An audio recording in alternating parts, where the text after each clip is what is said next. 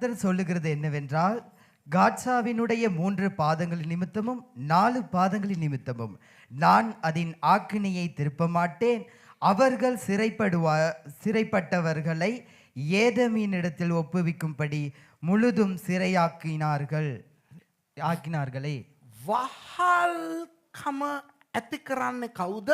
அடிமைத்தனத்தை ஏற்படுத்துவது யார்? ස්වාමිවරු. එජමාන්ක. எஜமான்கள். හලෝ තේරෙනවද? වහල්ලන්ව තියන් ඉන්නේ කවුද? அடிமைகளை வைத்திருப்பது யார்? ස්වාමිවරු. எஜமான்கள். ප්‍රභූවරු. தலைவர்கள். ප්‍රභුක්කල්. பிரபுக்கள். දැන් ක්‍රිස්තියානි අපිට දෙවියන් වහන්සේ උගන්වලා තියෙන්නේ මොනවද? இப்ப கிறிஸ்தவராகிய எங்களுக்கு தேவன் என்னத்தை கற்றுக் கொடுத்திருக்கிறார்? යටහත්කම නෙවෙයිද? கீழ்ப்படிவை அல்லவா?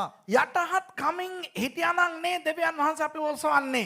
கீழ்ப்படிவோடு இருந்தால் தானே தேவன் எங்களை உயர்த்துவார். තමාව යටහත් කරන්න උසස් කරනු ලබයි. தன்னை தாழ்த்துகிறவன் உயர்த்தப்படுவான். තමන්ව උසස් කරන්න යටහත් කරනු පහත් කරනු ලබයි. தன்னை உயர்த்துகிறவன் தாழ்த்தப்படுவான். දැන් ගාත්සාවල හිටපු පෙලිස්තිවරු මොනවද කරේ? இப்பொழுது காசாவிலே இருந்த அந்த பெலிஸ்தியர்கள் என்ன செய்தார்கள்? ඒගොල්ලෝ යුද්ධ කරලා කාව හරි අල්ලගත්තාම அவர்கள் யுத்தம் செய்து யாரையாவது கைப்பற்றிக் கொண்ட பின் ඒගොල්ලන්ව වහල්ලු කරගන්නවා. அவர்களை அடிமைகளாக்கி கொள்வார்கள். දැන් ඒ අයව පාවිච්චි කළා තමයි මේගොල්ලෝ වැඩ කරගන්නේ.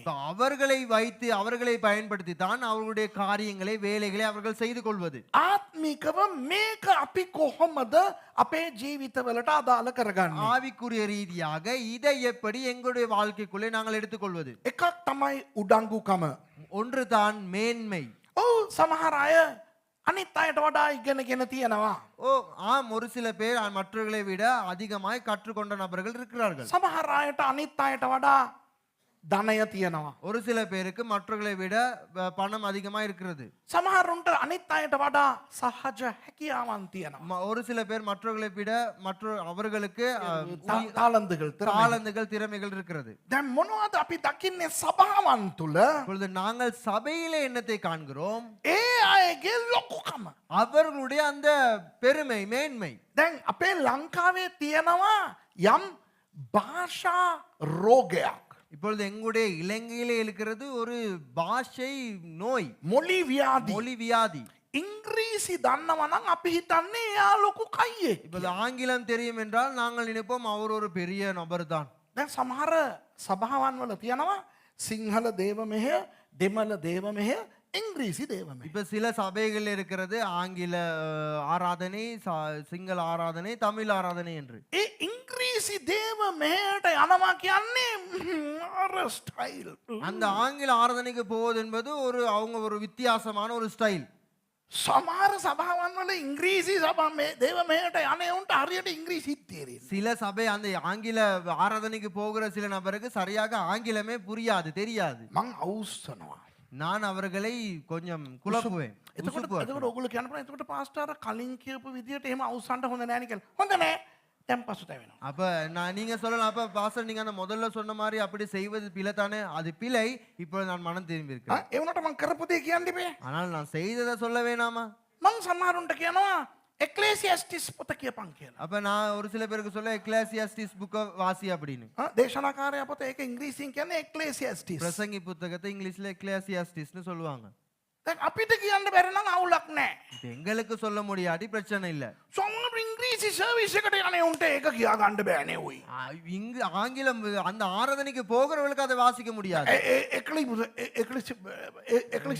එක්ලේසි කියන මම කියන්නේ නම් මොකටද ඉංග්‍රීසි සභාවට යන්නේ? அவங்க அப்ப என்னதுக்கு நீ அந்த ஆங்கில ஆராதனைக்கு போற? සමහරුන්ට දන්නවද සමහරු කතා කරන්නේ දෙමළ. சிலர் கதைப்பது தமிழிலே නැත්තම් සිංහල. இல்லாட்டி சிங்களத்திலே. හිතන්නේ දෙමළෙන් නැත්තම් සිංහලෙන්.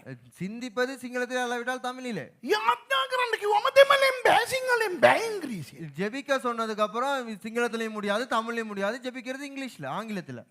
සමහර අපි වාහන එලවන අය போலீஸ் காரை அள்ளகத்தாம இங்கிலீஷ். சிலர் நாங்கள் வாகனம் ஓட்டுறவர்கள் போலீஸ்காரன் நிப்பாட்டிட்டா நாங்க பேசுவது இங்கிலீஷ்ல. කතා කරගෙන යන්නේ දෙමළෙන් නැත්තම් සිංහලෙන්. கதைச்சு கொண்டு போவது தமிழ் இல்லாட்டி சிங்களத்துல. போலீஸ் කාරයා නවත්තලා මහත්තයා හයියෙන් ආවා. Oh, did I come fast? போலீஸ்காரன் வந்து டக்குனு நடுவுல வந்து நிப்பாட்டிட்டு சொல்லுவான், நீங்க வேகமா வந்தீங்கன்னு. ஓ, டிட் ஐ கம் ஃபாஸ்ட்? තේරෙනවද? ඔය ඉංග්‍රීසි මෝහය ඉංග්‍රීසි ඒක නිකන් සමහර අයව උඩංගු කරලා තියෙනවා. அந்த அந்த ஆங்கில அந்த මොළි அறிவு. மொழி அறிவு வந்து அவர்களை பெருமைப்படுத்துகிறது. ඉතින් ඒ වගේ සභාවන් වල ඉංග්‍රීසි දේව මෙහෙට කට්ටිය එනකොට සිංහල කට්ටිය දෙමළ කට්ටිය අයින් වෙලා ඉඩ දෙන්න ඕනේ. அப்ப அந்த ஆங்கில ஆராதனைக்கு வருகிற அந்த நபர்கள், ஆங்கில மொழி பேசுகிறவர்கள் வரும்பொழுது அந்த சிங்களவர்கள் தமிழர்கள் விலகி இடம் கொடுக்க வேண்டும். දැන් වැරදිලා හරි ඉංග්‍රීසි දෙමළ සිංහල තුනම එකට පවත්වන දේව මෙහෙයක් තිබ්බනම් இப்போ தவறுதலா சரி அந்த ஆங்கிலம் சிங்களம் அதே போல தமிழ் ஆராதனை ஒன்றாக நடக்கிற ஒரு சபை இருந்தால், මේ අහිංසක සිංහල මිනිස්සෙක් මෙතන ඉඳගෙන ඉදී இப்போ ஒரு அப்பாவியான சிங்கள தமிழ் மனுஷன் இந்த இடத்துல இருப்பாரு. එයා අර ඉංග්‍රීසි කෙනා ඇවිල්ලා එතනට ඇවිල්ලා this is my seat, can you please give me the seat? அப்ப அந்த ஆங்கிலம் பேசுகிறவர் வந்து இந்த இடத்துல வந்து சொல்லுவார், this is my seat, can you give me the seat? ඉතින් මෙයා නැගිටලා අර ඉංග්‍රීසි කාර්යයට පුටුව දෙන්න. அப்ப இவர் எழும்பி அந்த இங்கிலீஷ்காரனுக்கு அந்த இடத்தை கொடுக்கணும். මේ දේවල් මං ඇස් වලට දැකලා තියෙනවා. இதெல்லாம் நான் என்னுடைய கண்களால் கண்டிருக்கிறேன். මෙන්න මේවා තමයි ගාසා ආත්මය කියන්නේ. இவைகள் தான் காசாவின் ஆவிகள். අපි කාටවත් වහල්ලුත් නෙවෙයි, අපි කාටවත් ස්වාමිවරුත් නෙවෙයි. நாங்கள் யாருக்கும் அடிமைகளும் அல்ல, நாங்கள் யாருக்கும் எஜமான்களும் அல்ல. ඔබට වඩා කවුරුත් උතුම් නෑ. உங்களை விட மேன்மையானவர்கள் யாருமே இல்லை. ඔබට වඩා කවුරුත් පහතුත් නෑ. உங்களை விட தாழ்மையானவர்கள் யாரும் இல்லை. අපි හැමෝම සහෝදරව. நாங்கள் எல்லோருமே சகோதரர்கள். ප්‍රේමය නිසා වැඩ කරලා දෙන කතන්දරේ වෙනයි. அந்த அன்பினாலே வேலை செய்து கொடுப்பது வேறு காரியம். හැබැයි සමහර අය ඉන්නවා සමහර තැන්වල ஆனால் சிலர் இருப்பார்கள் சில இடங்களிலே, මගේ පෙඟ මං හොදන්නේ නෑ. என்னுடைய அந்த பிளேட்டை நான் கழுவ மாட்டேன்.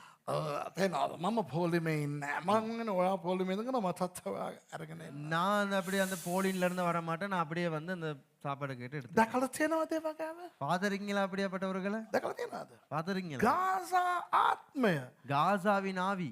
ඒක කටල විනාශ කරන්න තමයි මම උත්සාහ කරන්නේ. அதை ஒட்டச்சி நொறுக்கிறதுக்கு தான் நான் முயற்சி செய்கிறேன். මිනිස්සු මට කියනවා.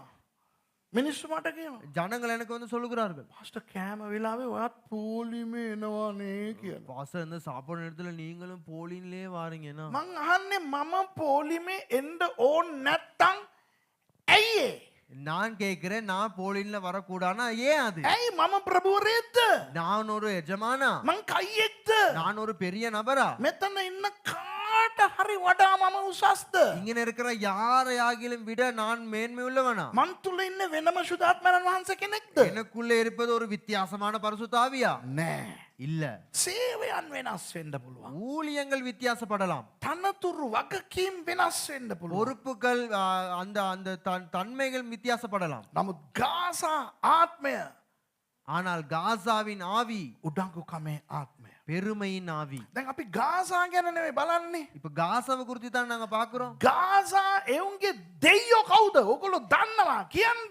காசாவின் தெய்வம் யார் உங்களுக்கு தெரியும்? சொல்லுங்க. දාගෝන්. தாகோன். ඌගේ කටවැනි තොප්පියනේ දාගෙන එක එක බිෂොප් වෙන්නේ. அவனுடைய அந்த வாய் நிமித்தமான அந்த தொப்பியை போட்டுக்கொண்டு தானே அநேகர் பிஷப்னு சொல்லி கொண்டு இருக்காங்க. එතකොට ඒ බිෂොප් සංකල්පය ගාසා ආත්මය නෙවෙයිද? அப்பொழுது அந்த பிஷப் முறை வந்தது காசாவின் ஆவி அல்லவா? පේනවද ඒ ආත්මය? விளங்குதா அந்த ஆவி? බිෂොප් වුණාම මොනවද වෙන්නේ? பிஷப் ஆனதுக்கு அப்புறம் என்ன நடக்குது? විශේෂ ඇඳුමක්. ஒரு விசேஷித்த ஒரு உடை, පොල්ලක්. ஒரு தடி, අර දාගොන්ගේ තොප්පිය. அந்த தாகனுடைய தொப்பி. අම්මයාගේ නම දැන් වෙනස්. இப்ப அவருடைய பெயர் வித்தியாசம். ඉතින් මෙන්න මේ ආත්මයට විරුද්ධව තමයි දෙවියන් වහන්සේ ආමෝස් තුලින් බණින්නේ. இந்த ஆவிக்கு விரோதமாகத்தான் தேவன் ஆமோஸ் புத்தகத்திலே பேசுகிறார். අනිත් අයව වහල්ලු වගේ සලකන ආත්මය. மற்றவர்களை அடிமைகளாக வைத்திருக்கிறதான ஆவி. දෙවියන් වහන්සේ අපිට කියනවා. தேவன் எங்களுக்கு சொல்லுகிறார், කාවවත් සුළු කොට හිතන්න එපා. யாரையும் தாழ்மையாக எண்ண வேண்டாம். පොඩි සභාවකට යන මිනිස්සු දිහා ලොකු සභාවට යන මිනිස්සු බලන විදියම වෙනස් දැන්. சின்ன சபைகளுக்கு போற ஜனங்களை பெரிய சபைக்கு போகிற ஜனங்கள் பார்க்கிற விதமே வித்தியாசமா இருக்கிறது. සභාවන් වල විශේෂ තැන් තියනවා සමහර අයට. சபையிலே விசேஷித்த இடங்கள் ஒரு சில நபர்களுக்கு இருக்கிறது. වැඩිය සම්මාදම් දෙන අයට විශේෂ පුටු. அதிகமான சமபாகத்தை கொடுக்கிறவர்களுக்கு விசேஷித்த இடங்கள். උගත් අයට වෙනම කාර්පාක්. படித்தவர்களுக்கு வேறையாக இடமான ஒரு கார் பார்க். තේරෙනවද මං කියන එක? මේ ඔක්කොම ගාසා ආත්මය. இவை எல்லாம் காசாவின் ஆவி. අපි මේවා තුරන් කරන්න ඕනේ. මේ වගේ අය සභාව ඔසවා ගන්න ලබනකොට උඩට යන්නේම නැහැ. இவைகளை நாங்கள் ஒழிக்க வேண்டும். இப்படியாப்பட்டவர்கள் சபை எடுத்துக்கொள்ளப்படும் பொழுது அவர்கள் போக மாட்டார்கள். සභාවේ විතරක් නෙවෙයි. சபையிலே மாத்திரமல்ல, පවුල් වලත්. குடும்பத்திலும் තමන්ගේ වැඩ තමන් කරන්න පුරුදු වෙන්න. தன்னுடைய வேலையை தாங்கள் செய்து கொள்வதற்கு பழகிக் கொள்ளுங்க. ආදරේට අනිත් අය කරලා දුන්නට කමක් නැහැ. அன்புக்கு மற்றவர்கள் செய்து கொடுப்பது பிரச்சனை இல்லை. මේ අනිත් අය අපිට වැඩ කරලා දෙන්න ඕනේ කියන ආකල්ප තියනවා නම් ඒක ගාසා ආත්මය. ஆனால் மற்றவர்கள் எனக்கு வேலை செய்து கொடுக்க வேண்டும் என்ற சிந்தனை உங்களுக்கு இருக்கிறதா, அது காசாவின் ஆவி. එතකොට இந்த ஹமாஸ் என்கின்ற அமைப்பு 1982 தொடங்கப்பட்டது. 1982 මේ හමස් කියන්න වූ කණ්ඩායම ආරම්භ වුණා. ஹமாஸுக்கும் இஸ்ரவேலுக்கும் அவ்வப்போது பிரச்சனைகள் நடந்து கொண்டே இருக்கும். හමාස්ටත් ඊශ්‍රායල්ටත් ඉඳලා හිට්ලා ප්‍රශ්න උද්ගත වෙමින් පැවතියා. 2003ஆம் ஆண்டு காசாவிலே வாழ்ந்த அனைத்து யூதர்களையும் பிரதம மந்திரி அரியல் ஷரோன் காசாவை விட்டு வெளியே எடுத்தார். 2003 එවකට ඉස්රායල් අගමැති හැටියට හිටපු අරියල් ශරෝන් තුමා ගාසා තුල ජීවත් වුණු යුදෙව්වන්ව එහෙම්මම එහෙන් එළියට ගත්තා. அதற்கு பிறகு ඊට පසුව கடந்த 20 வருடங்களாக පසුගිය අවුරුදු 20 තුල இஸ்ரவேல் காசாவுக்கு உள்ளே பாரிய தாக்குதல்களை மேற்கொள்ளவே இல்லை. ඊශ්‍රායල් ගාසා තුලට කිසිම භයානක ප්‍රතිපහාරයක් එල්ල කරේ නැහැ. இஸ்ரவேலின் படைகள் காசா உள்ளே போகவில்லை. ඊශ්‍රායල් හමුදාව ඒ දශක දෙක තුල ගාසා ඇතුළට ගියේ නැහැ. காசாவில் இருக்கின்ற ஹமாஸ் பயங்கரவாதிகள் ஏதாவது அடித்தால் இங்கிருந்து அவர்களை திருப்பி அடித்தது உண்டு. ගාසාවල ඉන්න ත්‍රස්තවාදීන් ඔවුන් ප්‍රතිප්‍රහාරයක් එල්ල කරා නම් ඒට ප්‍රහාරයක් එල්ල කරා. ஆனால் இங்கே என்ன சொல்லப்படுகிறது? නමුත් මෙහි කුමක්ද සඳහන් කරන්නේ? காசாவின் மதிலுக்குள் தீ கொளுத்துவேன். ගාසා මාලිගා තුලට, ඒ කියන්නේ පවුරු තුලට ගින්නක් අරින්නෙමි. அது அதனுடைய அரண்மனைகளை பட்சிக்கும். එහි තිබෙන්නා වූ මාලිගා නාස්ති කරනසේක. அதாவது காசாவுக்கு உள்ளே එනම් ගාසා තුලට நுழைந்து தீ கொளுத்துவதை இங்கே தீர்க்க தரிசனமாக மொழிகிறார் ஆமோஸ். ආමෝස් අනාගත වාක්‍යයෙන් ප්‍රකාශ කරනවා මේ මාලිගා ඇතුළත කොහොමද ගිනි ගන්නේ කියලා ගාසා තුල. 1948 தான் காசா நவீன காசா உருவானது. 1948 තමා මේ නවීන වූ වර්තමානයේ තිබෙනා වූ ගාසා ආරම්භ වුණේ.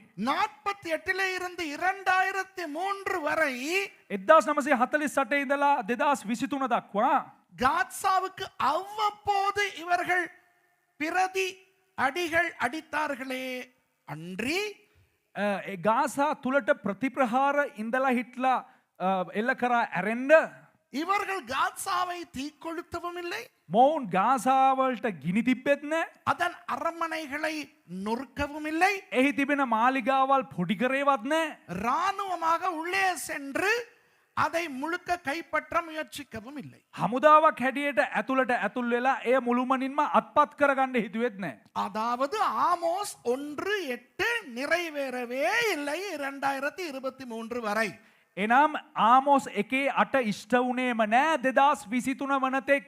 ஆனால் அக்டோபர் 7ஆம் தேதி 2023 ஹமாஸ் வந்து இஸ்ரவேலை தாக்கினது உங்களுக்கு தெரியும். නමුත් ඔබලාට දන්නවා 2023 ඔක්තෝබර් මාසේ 7 වෙනිදා හමාස් වරුන් ඇවිල්ලා ඊශ්‍රායල්ට කෙසේද ප්‍රතිප්‍රහාර එල්ල කරේ කියලා. மறுநாள் 8ஆம் தேதி இஸ்ரவேல் அவர்களை தாக்க தொடங்கினது இன்று வரை தாக்கிக் கொண்டிருக்கிறது. එදා 8 වෙනිදා ඔක්තෝබර් 8 වෙනිදා ඊශ්‍රායල් ප්‍රතිප්‍රහාර එල්ල කරන්න පටන් ගත්ත එක අද වෙනකල් එල්ල කරමින් පවතිනවා.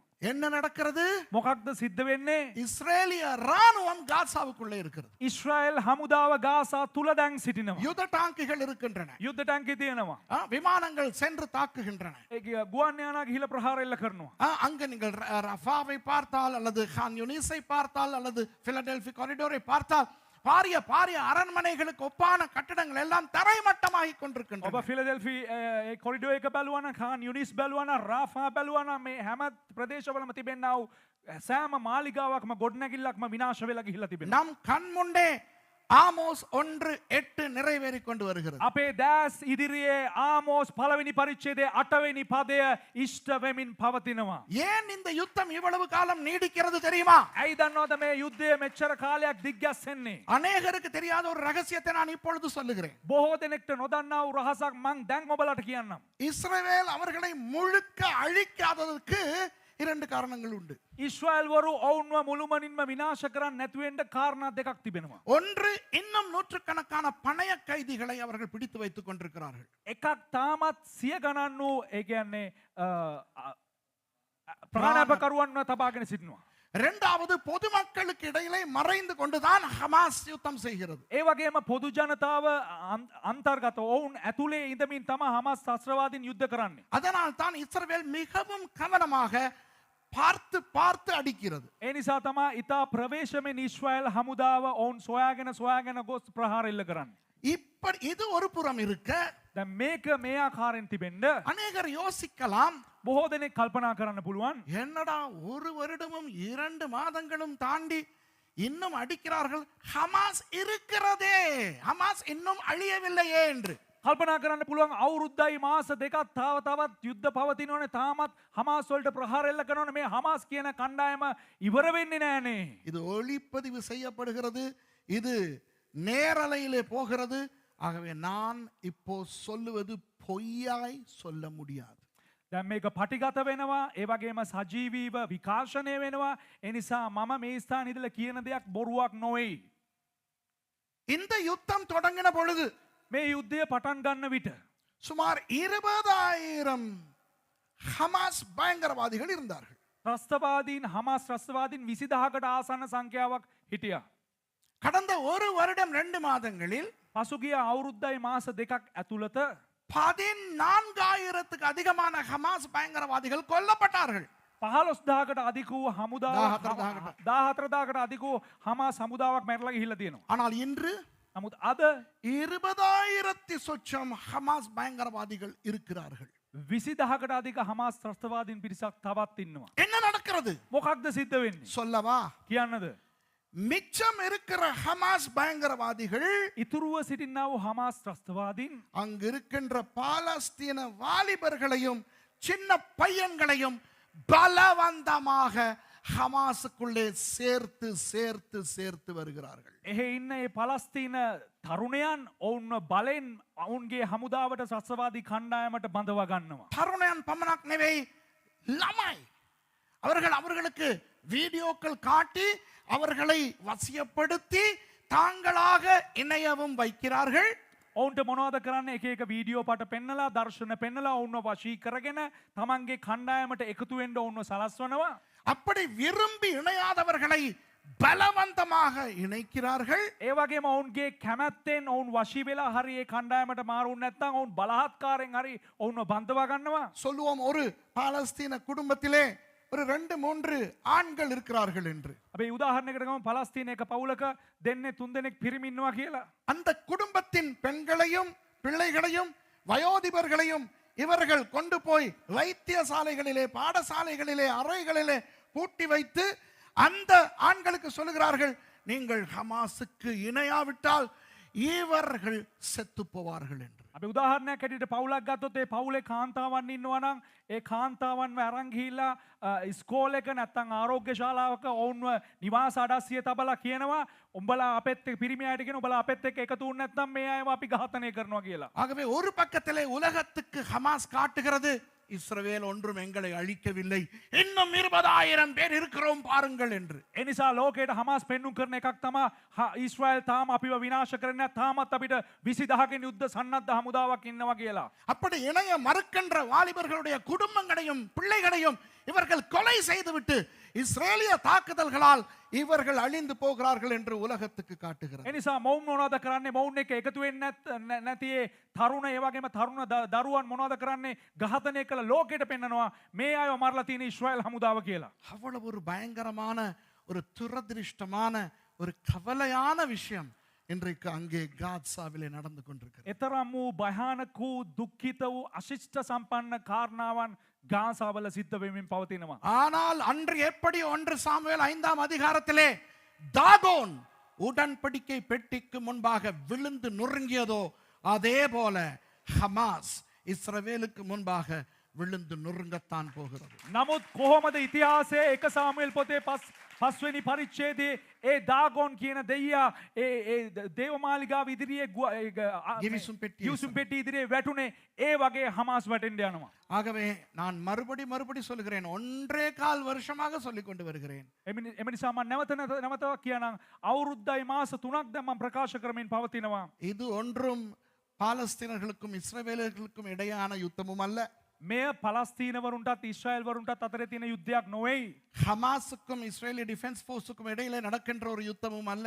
හමාස්ටත් ඉස්රායල් ආරක්ෂක හමුදාවටත් අතර තිබෙන යුද්ධයක් නොවේයි. இது தாகோனுக்கும் இஸ்ரவேலின் தேவனாகிய யாஹ்வே தேவனுக்கும் இடையிலான யுத்தம். මෙය දාගොන්ටත් ඒ වගේම ඉස්රායල් දෙවියන් වහන්සේ වන යාහ්වේ දෙවියන් වහන්සේටත් අතර තිබෙන යුද්ධයක්. இந்த யுத்தம் தொடங்கியது 1 சாமுவேல் 5ஆம் அதிகாரத்திலே. මේ යුද්ධය ආරම්භ වුණේ 1 සාමුවෙල් 5 වෙනි පරිච්ඡේදයේ. 3100 வருடங்களுக்கு முன்பு தொடங்கின யுத்தம். අවුරුදු 3500කට කලින් 100කට කලින් ආරම්භ වුණ යුද්ධයක්. ஆனால் அந்த யுத்தம் முடிவடைகின்ற காலத்திலே நாம் வாழுவது நமக்கு பெரிய ஆசீர்வாதம். නමුත් අපිට ආශිර්වාදයේ යුද්ධය අවසාන වෙන්න කාලේ යන කාලේ අපි ජීවත් වෙන එක.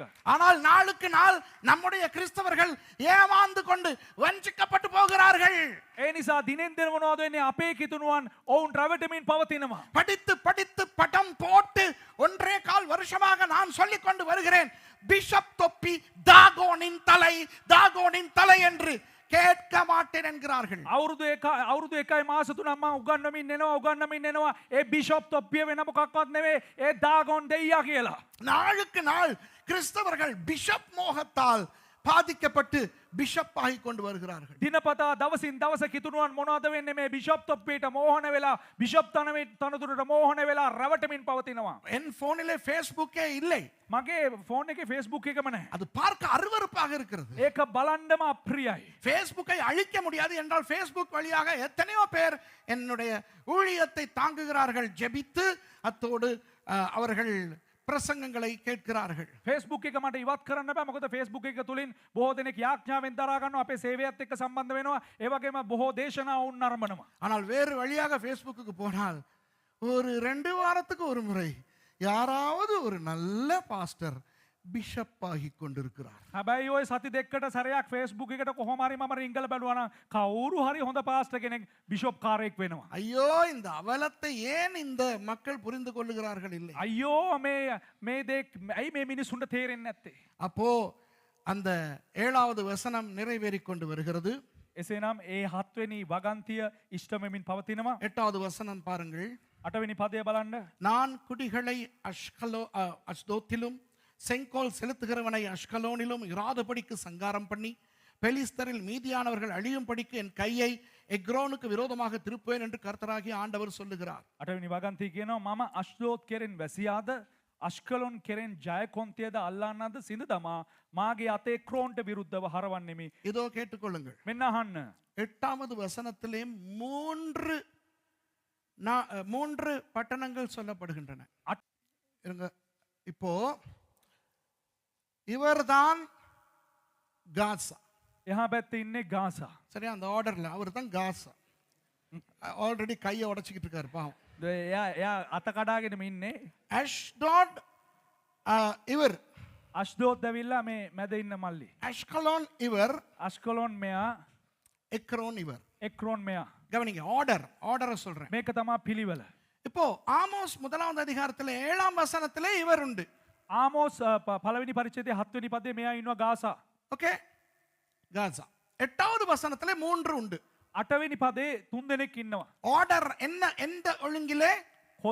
කොයි ආකාරයට ක්‍රමානුකූලව තිබෙන්නේ? அஷ்டோட், අශ්දෝඩ්, அஷ்கலோன், අශ්කලොන්, எக்ரோன். එක්රෝන්. தீர்க்க தரிசன நிறைவேற்றம் எந்த பக்கத்துல இருந்து போகிறது?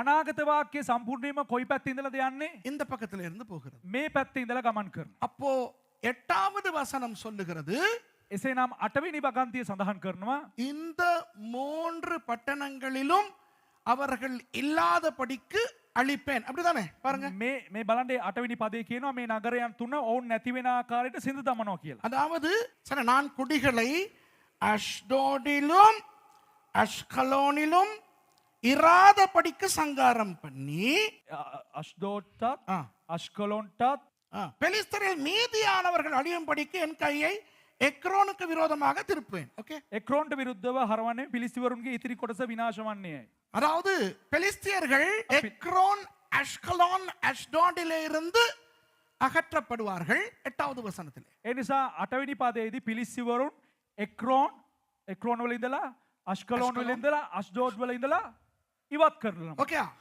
இந்த பக்கத்துல இருந்து நிறைவேற வேண்டும். කියන්නේ මේ පැත්තේ ඉඳලා ඒක ඉෂ්ට වෙන්න අවශ්‍යයි. 2003ஆம் ஆண்டு எக்ரோனிலே இருந்த பாலஸ்தீனர்கள் அழிக்கப்பட்டார்கள். 2003 ඉඳලා එක්‍රෝන් වලින් පලස්තීන් කට්ටිය ඉවත් කරා. அதற்கு 5 வருடங்களுக்கு பிறகு அஷ்கலோன் முழுக்க இஸ்ரவேல் வசம் வந்தது. අවුරුදු 5කට පස්සේ අශ්කලෝන් ඊශ්‍රායල් තුලට පැමිණියා. அதற்கு இன்னும் 7 வருடங்களுக்கு பிறகு அஷ்டோடிலும் யூதர்கள் மட்டுமே இருக்கிறார்கள். ඊට පස්සේ අශ්ඩෝඩ් වලත් මොනවද වෙන්නේ? ඒ ස්ථානයේ පලස්තීනවරු නැතු යුදෙවරු පමණක් සිටිනවා. ஹமாஸ் இஸ்ரவேல் யுத்தம் தொடங்க முன்பே හමාස් ඊශ්‍රායල් යුද්ධය පටන් ගන්න කලින් ஆமோஸ் 1:8 நிறைவேறி விட்டது. ආමෝස් 1:8 ඉෂ්ට වුණා. ஓகேயா? හරිද? அந்த அஷ்டோட், அஷ்கலோன், எக்ரோனுக்கு நானும் மிஷாவும் ட்ரெயினிலே போய் உட்கார்ந்து காஃபி குடித்து விட்டு வந்தோம். ඒ අශ්ඩෝඩ් ඒ වගේ අශ්කලෝන්, අශ්කලෝන් එක්‍රෝන් වලට මමයි මිෂායි ගිහිල්ලා කෝච්චියේ ගිහිල්ලා කොෆි බීලා ඒ ස්ථාන වලට ගිහිල්ලා. அங்கு பாலஸ்தீனர்களே கிடையாது. එහෙ කිසිම පලස්තීනවරයෙක් නැහැ. ஆமோஸ் 1:8 உங்களுக்கு தெரியாமலேயே நிறைவேறி விட்டது. ඔබලාට දන්නේම නැතුව ලෝකෙට දන්නේම නැතුව ආමෝස් 1:8 ඉෂ්ට වෙලා. ஆமென். ආමෙන්. அப்போ இப்போ நிறைவேற வேண்டியது எது? එසේනම් දැන් මොකද්ද සම්පූර්ණ විය යුත්තේ? 1:7 1:7 காசா ගාසා. நிறைவேற தொடங்கின நாள் කවද්ද ඒක සම්පූර්ණ වෙන්න පටන් ගත්තේ? அக்டோபர் 8 2023. 2023 ඔක්තෝබර් මාසේ 8 වෙනිදා. சாத்தான் இரத்த வெறி பிடித்த சாத்தான் என்ன செய்து கொண்டிருக்கிறான்? සාතන් ලේ පිපාසව මොනවද කරගෙන ඉන්නේ? காசாவிலே வாழுகின்ற அப்பாவி பாலஸ்தீன வாலிபர்களையும் பிள்ளைகளையும் பலவந்தமாய் பயங்கரவாதிகளாக்கி அவர்களை அழித்து கொண்டிருக்கிறான். ගාසාවල ජීවත් වෙන්නා වූ අහිංසක කුඩා දරුවන් ඒ වගේම තරුණයන් ත්‍රස්තවාදීන් ලෙස මාරු කරමට උත්සාහ ගනිමින් ඔවුන්ව විනාශ කරමින් පවතිනවා. இப்போ விளங்குகிறதா என்ன நடக்கிறது என்று?